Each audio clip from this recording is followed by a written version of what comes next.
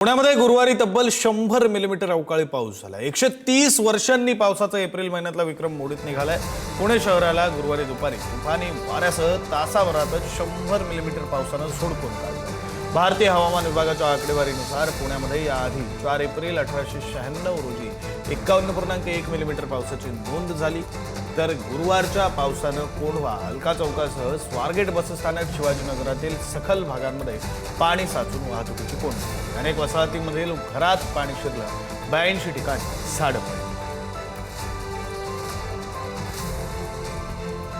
पिंपरी चिंचवड शहराला अवकाळी पावसाचा तडाखा बसलाय। वादळी वाऱ्यामुळे पिंपरी चिंचवडमध्ये 17 ठिकाणी झाड कोसळले। पिंपरी चिंचवड शहरामध्ये मंगळवारी दुपारनंतर झालेल्या मुसळधार पावसासह सोसाट्याच्या वाऱ्यामुळे विविध ठिकाणी आपत्कालीन घटना घडल्या।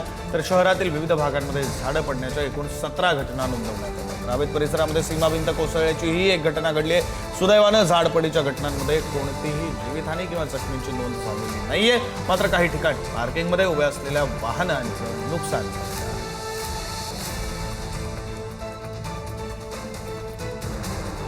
मराठवाड्यामध्ये 5433 हेक्टरवरील पिकांचं नुकसान झालंय। अवकाळीमुळे तब्बल 8780 शेतकऱ्यांना फटका बसलाय। मराठवाड्यामध्ये अवकाळी पाऊस आणि गारपीट होते आणि या अवकाळी पावसाचा फटका विभागातील तब्बल 8780 शेतकऱ्यांना बसलाय। एकूण 5345 हेक्टरवरील पिकांचं नुकसान झालंय। 2 जणांचा वीज पडून मृत्यू झाला। तर यासोबतच लहान मोठी 77 जनावरं दगावलेली आहेत। त्यामुळे मराठवाड्यातील 209 गावं बाधित झाली आहेत। तर बीड जिल्ह्यात एका घराची पडझड झाली। नाशिक जिल्ह्यातील निफाड तालुक्यामध्ये अवकाळी पावसानं झोडपून काढलेलं आहे। अवकाळी पावसानं कांदा उत्पादक शेतकऱ्यांचं मोठं नुकसान केलंय। विशेष म्हणजे या संकटाचा सर्वाधिक फटका निफाडच्या वाकद येथील अरुण बडवर या दिव्यांग शेतकऱ्याला बसलाय। शारीरिक अडचणींवर मात करत शेती करणाऱ्या या शेतकऱ्यानं मोठ्या मेहनतीनं कांद्याचं उत्पादन घेतलं होतं। मात्र अवेळी आलेल्या पावसामुळे शेतात काढून ठेवलेला कांदा पूर्णपणे भिजून गेला।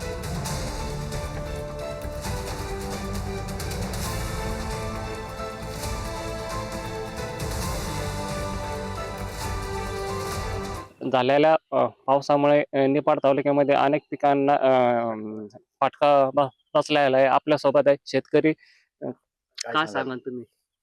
निफाड तालुक्यातील वाकद गाव हे कोपरा सरहद्दीवर आहे। काल आम्हाला अवकाळी पाऊस अचानक आल्यानं आमचं कांदे पिकाचं व द्राक्ष, मका, गहू या पिकांचं सगळं नुकसान झालेलं आहे। आम्ही कांदे काढत असताना अचानक पाऊस आल्यामुळे आम्हाला कुठल्याच काही झाकपाक करता आली नाही आणि मार्केट बंद होतं आणि मार्केट बंद चालू झाल्यानंतर पावसाने असा प्रकार केला, शेतकऱ्याला कांदे काढण्याची मजुरी सुद्धा देता येत नाही आणि सरकारच्या या गलथान कारभारामुळं हे सगळं शेतकऱ्यावर फार मोठं नुकसान सहन करण्याची त्यांची परिस्थिती आली। तर सरकारने याच्यात काही लक्ष घालून काहीतरी शेतकऱ्यांना कुठंतरी त्याचा मोबदला मिळावा। मी 80% दिव्यांग, माझा हँडिकॅप आहे, तरी मी एवढं याच्यातून मी कांदा उत्पादन केलं होतं, पण या पावसामुळे माझं फार मोठं नुकसान झालेलं आहे। काय सांगा? काय झालं, आमचा आता तोंडी आलेला घास होता हा। गहू, कांदे, द्राक्ष, मका सगळ्या पिकांचं अतोनात नुकसान झालेलं आहे। कसं बस भांडवल उभं करून हे पिकं आम्ही उभे केले आणि आज अशी परिस्थिती निर्माण झाली की आम्ही खायचं काय, करायचं काय, फार मोठा गंभीर प्रश्न आमच्या पुढे उभा राहिलेला आहे। तर या सरकारनं काहीतरी याची दखल घ्यावी एवढी आमची त्यांना विनंती आहे। पुढारी न्यूज साठी संतोष बाटा, निफाड। तर पुण्यातील खेडमध्ये पावसामुळे भिंत कोसळून एका महिलेचा मृत्यू झालेला आहे। तळवडे इथं दुपारी 4च्या सुमारास वादळी वाऱ्यासह पाऊस बरसत होता। पावसामुळे पोल्ट्रीचं काम सुरू असलेली भिंत कोसळून अलका गणपत मुसळे यांचा मृत्यू झाला। खेड तालुक्याच्या पश्चिम पट्ट्यातील तळवडे इथे दुपारी 4 वाजण्याच्या सुमारास वादळी वाऱ्यासह पाऊस सुरू होता आणि त्यामुळे त्या परिसरात सुरू असलेलं पोल्ट्रीचं काम, त्या कामामध्ये भिंत बांधली जात होती। निर्माणाधीन असलेली ही भिंत कोसळली। त्यात अलका गणपत मुसळे ज्यांचं वय 55 वर्ष त्यांचा मृत्यू झाला। तर कामगार गोपाळ चौहान यांचे दोन्ही पाय या घटनेत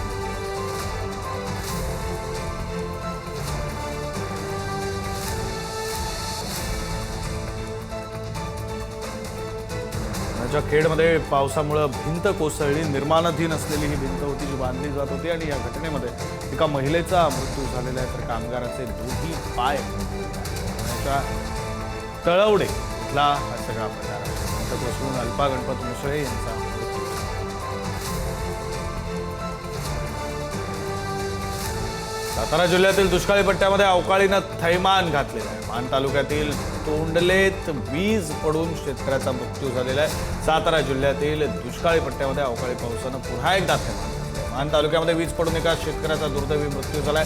खटाव तालुक्यामध्ये फळबागा, पिकं आणि जनावरांच्या चाऱ्याचं मोठ्या प्रमाणात नुकसान झालं.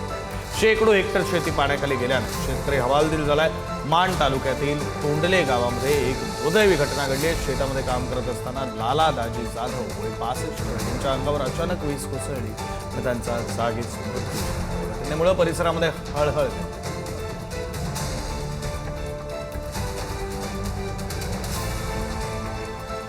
धुळे जिल्ह्यामध्ये वादळी वाऱ्यासह अवकाळी पावसानं हजेरी लावली आणि या वादळी वाऱ्यामध्ये साक्री तालुक्यामध्ये उमराचं झाड अंगावर पडून बैलाचा दुर्दैवी मृत्यू झाल्याची घटना घडली. जैतान शिवारातील शेतकरी आसाराम भावराम न्याहाळदे यांचा बैल शेतात झाडाखाली उभा असताना त्याच्यावर उमराचं झाड पडलं. झाडाखाली दबून बैलाचा मृत्यू झाला. जेसीबीच्या सहाय्यानं बैलाच्या अंगावर पडलेले झाड बाजूला करण्यात आलं. बैलाचा मृत्यू झाल्यानं शेतकऱ्याचं मोठ्या प्रमाणात नुकसान झालं.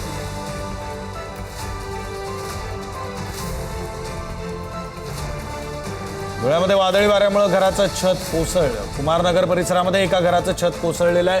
छत कोसळल्यानं 4 चाकीसह दुचाकी वाहनांचं मोठं नुकसान झालं. सुदैवानं छत कोसळून कुठलीही जीवितहानी झालेली नाहीये. धुळे जिल्ह्यामध्ये काल संध्याकाळी अचानक वादळी वाऱ्यासह अवकाळी पावसाने जोरदार हजेरी लावली. वादळी वाऱ्यासह झालेल्या पावसामुळे शेती पिकांना मोठा फटका बसण्याची शक्यता व्यक्त केली जाते. दरम्यान जोरदार वाऱ्यामुळे जिल्ह्यातील काही भागांमध्ये विद्युत पुरवठा खंडित झाला. लालपरीमधून प्रवास करणाऱ्यांना मुसळधार पावसाचा फटका बसलाय. धुळ्यामध्ये झालेल्या मुसळधार पावसामध्ये एसटी बसला गळती लागली आहे. बसमधील दयनीय अवस्थेचा व्हिडिओ समोर आलेला आहे. शहादा नाशिक एसटी बसमध्ये गळती लागली. बसच्या छतातून ठिकठिकाणी पाणी गळत होतं. तर शहादा नाशिक ही एसटी बस धुळे मार्गे जात असताना दोंडाईच्या परिसरामध्ये पावसानं जोरदार हजेरी लावली. याच दरम्यान बसमध्ये मोठ्या प्रमाणात गळती सुरू झाल्यानं प्रवाशांना अक्षरशः पावसापासून बचाव करत प्रवास करावा लागला. दरम्यान या बसमधील एका प्रवाशानं मोबाईलमध्ये हा सगळा प्रकार चित्रित केला. या संपूर्ण प्रकारामुळे लांब पल्ल्याच्या एसटी बसेसची दयनीय अवस्था पुन्हा एकदा समोर.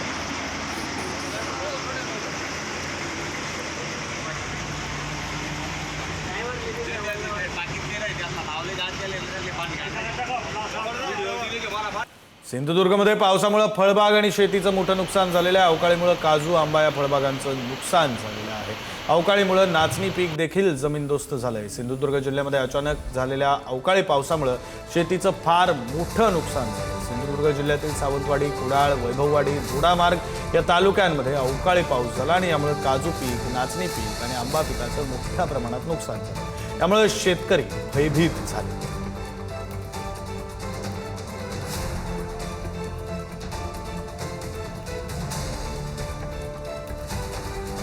परभणीच्या पूर्णा तालुक्याला अवकाळी पावसाचा तडाखा बसलाय. वादळी वाऱ्यामुळे रब्बी ज्वारीचं पीक जमीनदोस्त झालंय.